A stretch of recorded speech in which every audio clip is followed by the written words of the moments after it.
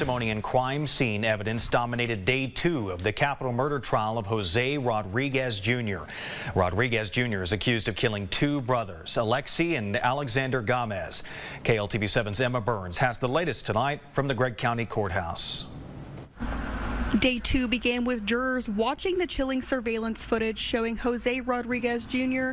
firing a handgun, killing Alexi and Alexander Gomez in June of 2023. Longview detective Tyler Webb testified that after shooting the brothers, video evidence shows Hernandez standing over their bodies before fleeing the scene in a white pickup truck. After crime scene detectives laid out what they found that morning, the defense tried flipping the narrative to show Rodriguez may have acted in self-defense. Javon Hernandez, Jose's cousin, took the stand, claiming he was with Jose the night of the shooting.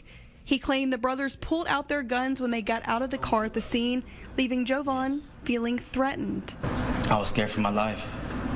But prosecutors pushed back, pointing to the surveillance video they say shows no clear threat to Rodriguez or anyone else. Then came Jennifer Hernandez, who prosecutors say changed her story.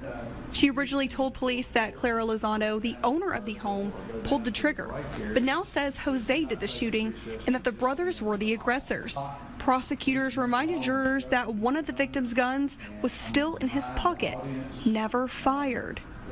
Now both sides are clashing over who started the violence and whether Rodriguez had the right to shoot. Emma Burns, KLTV7 News. And tomorrow will mark day 3 of this trial, set to pick back up at 9 o'clock in the morning.